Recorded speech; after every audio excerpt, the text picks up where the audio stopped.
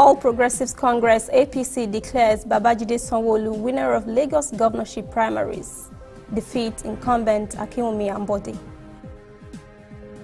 AFCC opposes bid to jail Minister of Information Lai Mohammed.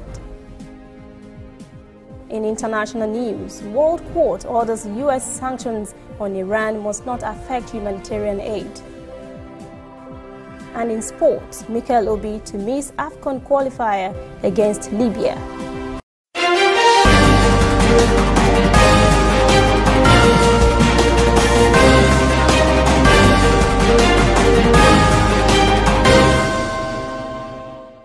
This is ANN News. I am Lucy Adeyemi. The All Progressives Congress APC in Lagos State has declared Babajide Sanwolu winner of the governorship primary election in the state.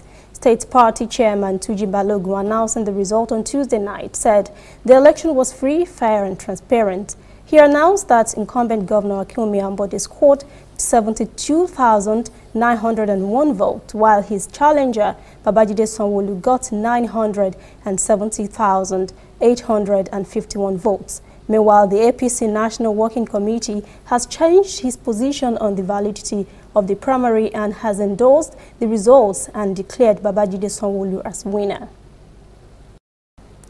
The All Progressives Congress APC has cleared 2 former governors and a serving senator to contest in Wednesday's Senate primaries. They are Akwa Ibom former State Governor Goswe Akpabio, Delta State former Governor Emmanuel Uduaghan, and the senator representing Kaduna Central, Shehu Sani.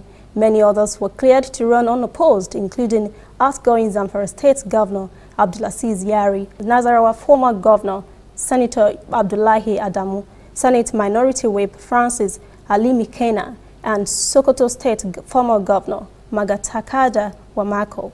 Also on the list are Benue State former Governor George Akume and PDP former National Publicity Secretary Adedayo Adeyeye.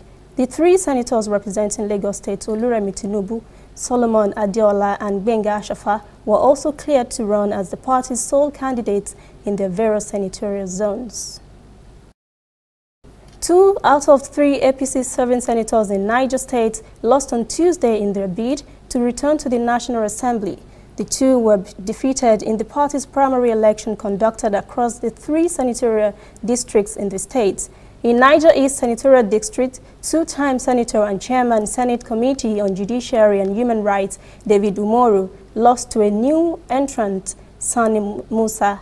In the Niger North Senatorial District, the Chairman, Senate Committee on Information, Senator Aliyu Abdullahi, lost to the Niger State Commissioner for Local Government, Community Development and Chieftaincy Affairs, Zakari Jikantoro. But all 3 PDP senatorial candidates in the state had emerged after party primaries across the state on Tuesday. The Economic and Financial Crimes Commission has urged the Federal High Court in Lagos to dismiss an application by former Finance Minister Nenadi Usman seeking to summon Minister of Information Lai Mohammed for publishing her name as an alleged looter and to commit him to prison for alleged contempt.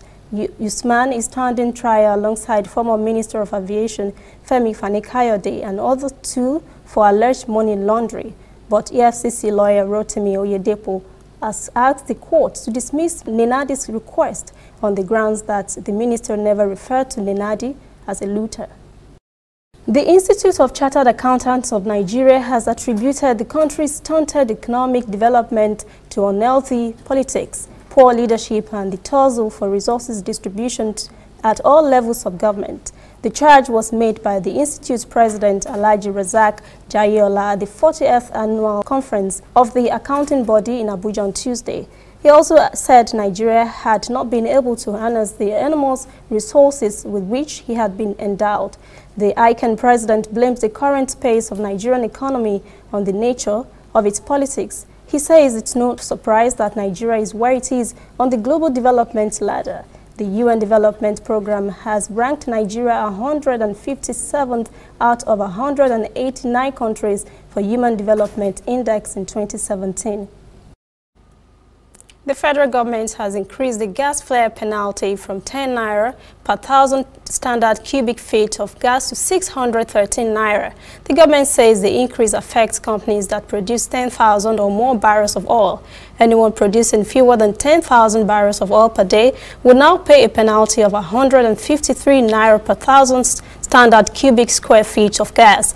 There is a big fine for anyone caught lying on its flat data, 50,000 naira or 6 months jail term or both. The Academic Staff Union of Universities, ASU, has accused the federal government of planning to force students in public universities to pay $350,000 naira tuition per session. The union's Ibadan Zonal Coordinator, Dr. Ade Adejumo, stated this when he addressed reporters at the Oyo State Correspondent Chapel of Nigeria Union of Journalists in Ibadan. He said the union's objection to the proposed tuition increase caused the collapse of the renegotiation of the 2009 agreement between the union and the federal government. He warned Nigerians of an impending labor crisis in the Nigerian universities because of what he calls the insensitivity and non-challenge of the federal government to these issues that he says are critical to the survival of the educational system. Meanwhile, Federal Ministry of Education has denied the report. It says the federal government did not and has no intention to introduce new fees. Some internally displaced persons in the Lao local government area of Taraba State have called on the federal government and state government on Tuesday to provide security to enable them to return to their homes. The IDPs say their houses in Jole Manga, Dobeli, Gari Odi and Jungo in Lao local government area had become no-go areas. They have appealed to the government to deploy security personnel and renovate their homes so they can begin living their lives again. A study jointly conducted by the Financial Derivatives Company and the Lagos Chamber of Commerce and Industry has shown that Nigeria is losing 1 trillion naira revenue annually because of inefficiency at the nation's ports. The study, commissioned by an American organization, the Center for International Private Enterprises, was presented to maritime sector stakeholders on Friday in Lagos during the LCCI Public-Private Dialogue on Port Efficiency and Maritime Sector Roadmap. 79 organizations in 8 different segments, including operators, regulators, and users of the port, participated in a semi-structured open-ended questionnaire and focus group discussion involving key stakeholders and desk workers. The report concluded that the compounded annual growth of Nigeria's port is slightly more than 3%. That translates to 144 million tons of cargo in the last 5 years. It predicts an annual growth of almost 2% until 2021. Factors such as gas shortages and power grid collapse have continued to limit electricity generation and supply in the country. Country's generation capacity has stayed around 3,000 megawatts in recent months. Gas problems and low load demand by power distributor companies are inhibiting the generation of more than 6,000 megawatts of electricity. Data from the Ministry of Power show the national grid has so far recorded 11 collapses. 10 were total and 1 was partial. The Standard Organization of Nigeria, SON, has warned that companies that do not obtain the mandatory conformity assessment program certificate run the risk of being shut down because they lack quality standards. Anambra State Coordinator of SON, Uwama Oluje, gave the warning and called on all manufacturing companies that have not applied for MANSAP certification to do so. She says it is that certification that gives credence to a locally manufactured products. Coming up, U.S. First Lady visits slave fort in Ghana. And later, World Court orders U.S. sanctions on Iran must not affect humanitarian aid.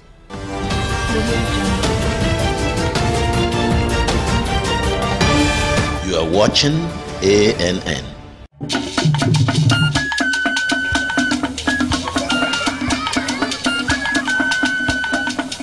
Are you sure you want to do this? Adam, go and bring us your husband. Okay, hello baby. We're in this together, okay? Can you hear me? Keep coming forward. Wait, stop. You okay, lean to your right. Keep walking down. Keep walking to the left. Yes. You're almost here. Keep going. You are here. Wow, you did it. I'm just so glad I didn't have to use my cane to do this. And I am so glad no other man got you before me. Let me be your eyes. We will never stop working to give you a network you can rely on so you can enjoy life's special moments. MTN, everywhere you go. Welcome back. This is ANN News. Now to African stories. The United States says it has no plans to reduce its support for the French-led military campaign against Islamist militants in Mali. Some civil society groups say jihadist attacks in Mali have tripled in the past 3 years, and the militants have spread from the country's north to the center and even targeted the capital, Bamako. U.S. Defense Secretary Mattis said during a press conference on Tuesday, the United States will maintain the intelligence support, logistic support, and fully embrace the French mission there, as do a number of its other allies. France has more than 4,000 troops in the region to help fight Mali insurgency. Ethiopian officials said on Tuesday more than 70,000 people have fled ethnically charged violence in western Ethiopia as eruption of unrest piled pressure on reformist Prime Minister Abiy Ahmed. The Oromia region's administration said on Tuesday that the number of people who had fled their homes is higher because of violence.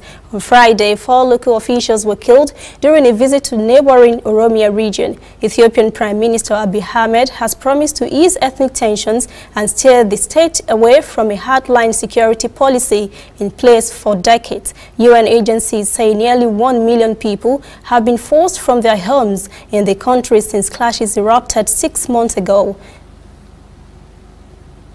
Somalia villagers have fought back against Al-Shabaab's demand for payment and new recruits. Fighting between clan militias and the Islamists began over the weekend after Al-Shabaab ordered locals to make an annual payment known as zakat and to hand over their children as recruits. Local vigilantes are trying to evict Al-Shabaab militants from their village in the Shabali region and claim to have killed at least 4 of their fighters. The militia commander was also killed. They had requested military and logistic support from the Somali government but decided to take matters into their own hands. This is thought to be one of the first examples of locals in the areas that Al-Shabaab controls fighting back in spite of fear of reprisals. It is U.S. First Lady Melania Trump's second day in Ghana on her solo African trip. Mrs. Trump is touring a former slave port at the Cape Coast, one of several others along the coast of West Africa, where thousands of enslaved Africans were held under degrading and inhuman conditions before being shipped across the Atlantic. Journalists inside the fort have been sharing pictures of her being told about the history. Former U.S. President Barack Obama described Cape Coast in 2009 as a place where the history of African Americans began. The First Lady will also visit Kenya, Malawi, and Egypt in the week-long trip to the continent.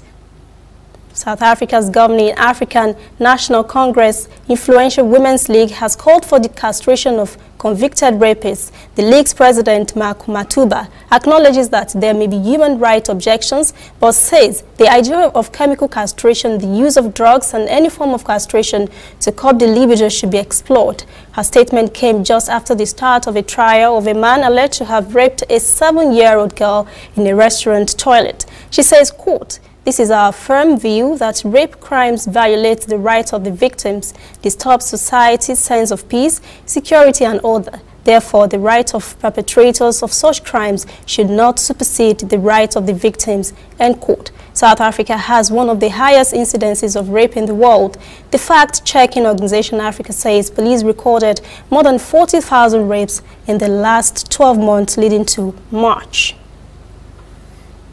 Mozambique is planning to put 180 national and foreign citizens on trial, accused of involvement in deadly Islamist attacks in the northern province of Cabo Delgado. More than 50 persons have been killed in gun, grenade, and knife assaults in the growing jihadist insurgency over the last year, with the militant reportedly seeking to impose Sharia law in the Muslim-majority province. The trial is first since the attacks began. A court source said on Tuesday the trial will be held in an improvised court in the jail where hundreds of suspected militants are being detained in Pemba. Coming up, World Court warns U.S.-Iran sanctions must not harm humanitarian aid. And later, Mikel Obi out of Libya AFCON match qualifiers.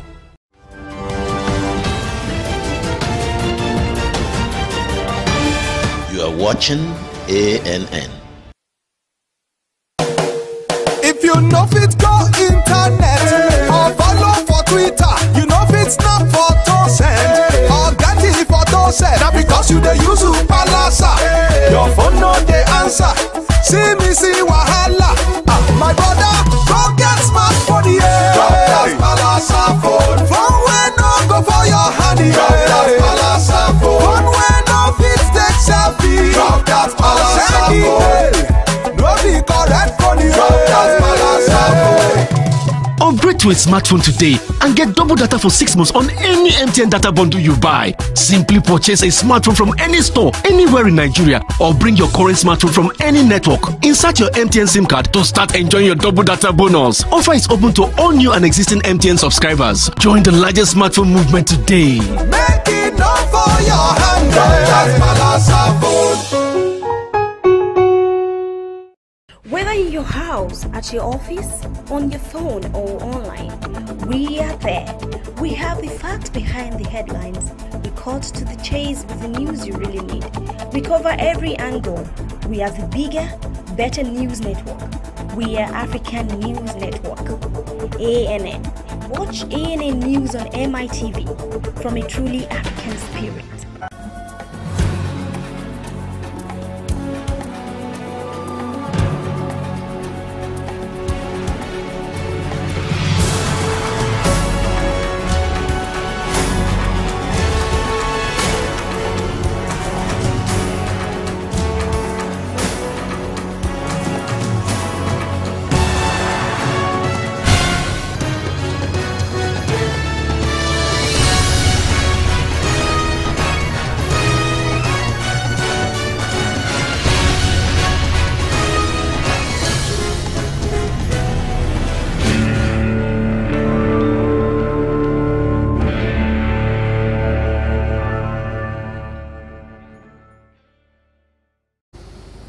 Welcome back. This is ANN News. Now to international stories.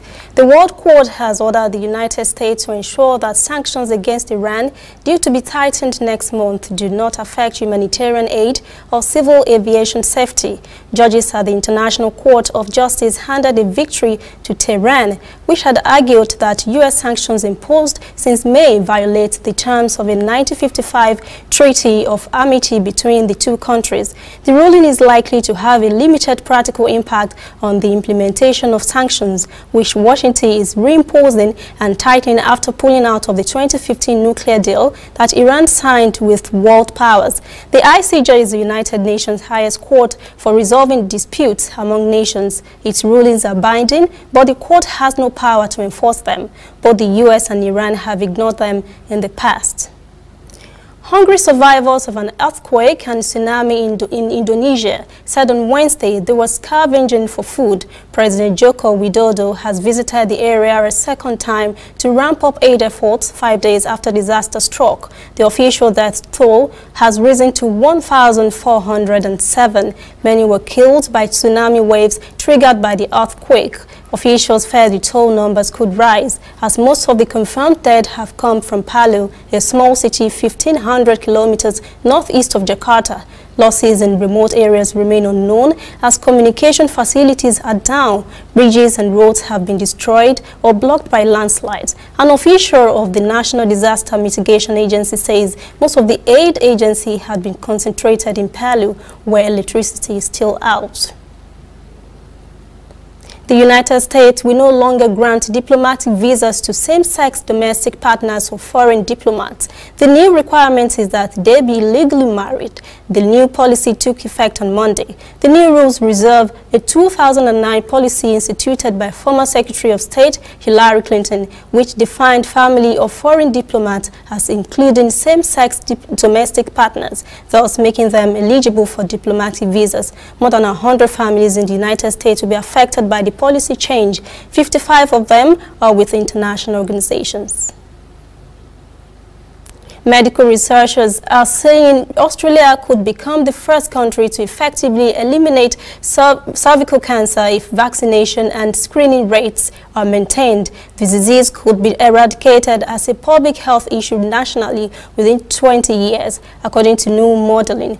It is predicted that by 2022, Australia might be able to classify the disease as a rare cancer. By then, it is expected to have dropped to fewer than 6 cases per 100,000 persons. Australia's current annual cervical cancer rate stands at 7 cases per 100,000 persons, about half the global average. Scientists attribute the progress to national prevention programs. The Nobel Prize in Physics has been awarded to a woman for the first time in 55 years. Canada's Donna Strickland is only the third woman winner of the award, along with Marie Curie, who won in 1903, and Maria Jean-Pierre, who was awarded the prize in 1963. Dr. Strickland shares this year's $1 million prize with Arthur Ashkin from the U.S. and Gerard Moreau from France. It recognizes their discoveries in the field of laser physics. Dr. Ashkin developed a laser technique described as optical tweezers, which is used to study biological systems. Doctors Moreau and Strickland paved the way for the shortest and most intense laser pulses ever created. They developed a technique called chopped pulse amplification, CPA. It was found useful in laser therapy targeting cancer and in the millions of corrective laser eye surgeries performed each year. Coming up, sports. Mikel Obi to Miss Nigeria, Libya AFCON qualifier.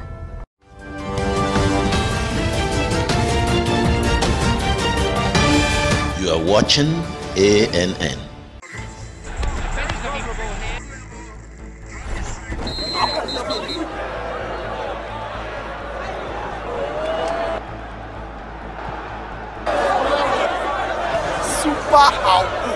MTN gives 2,000% bonus for reactivating your MTN SIM.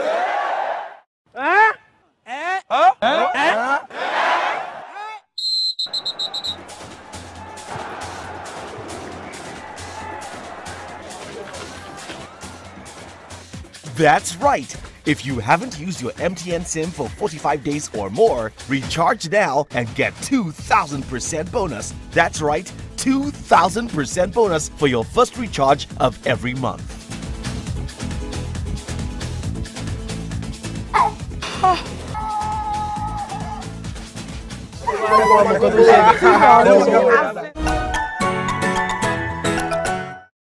We are on the road every day, canvassing throughout Africa for news you really need. We follow the story everywhere, from every corner of Nigeria to the wide African expanse. We bring you what's making headlines. We connect you with news you can use. ANN, African News Network, in a truly African spirit. Welcome back. This is ANN News in Sports. Super Eagles media officer Tony Bitoye says Captain Mikel Obi is not featured in Nigeria's squad for AFCON qualifier against Libya because of his fitness issue. Mikel is yet to feature for the Super Eagles since their Russia 2018 FIFA World Cup first round elimination. Bitoye says Obi is expected back in the Super Eagles team for their Group E clash against South Africa in November. Meanwhile, Libya currently lead Group E of the 2019 AFCON qualifiers with 4 points, followed by South Africa with same points. Nigeria are third in the table with 3 points from 2 games, while Seychelles are bottom without a point from 2 games. Cameroon President Paul Biya has assured the President of the Confederation of African Football, CAF, that his country will be ready to host next year's Africa Cup of Nations. In turn, CAF President Ahmad says his organization has no plans to take the tournament away from Cameroon. He said Biya has given assurances to CAF that he will ensure that all projects are completed on time. Next year's Nations Cup is said to be the first to feature 24 teams. It will also be hosted in June and July rather than earlier in the year. That's ENN News this evening. Thank you for joining us. For details on these and other stories, visit our website, ennafrica.net. Conversation continues on our social media platforms, Twitter, Instagram, and Facebook at ENN Africa TV. I am Lucy Adeyemi. Have a pleasant evening.